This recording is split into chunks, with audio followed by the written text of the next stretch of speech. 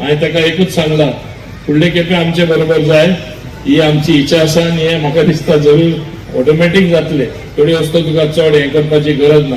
ताका एक पक्षान आसून सुद्धा म्हाका तरी खबर आहा मातशे त्रास भोगचे पडले, म्हाका खबर आहा, तेणें सांगूना, तर तेजे दोश दिवपा जायना, कित्याक म्हाका खबर आहा कितें चलता तें. आनी ताका लागून हांव तरी समजता की फुडले खेपे तो बऱ्यांतलो बरो सेकंड टर्म MLA जातलो आनी गोंयचे विधानसभेन 2027 आसचो, हीच म्हाजी इच्छा.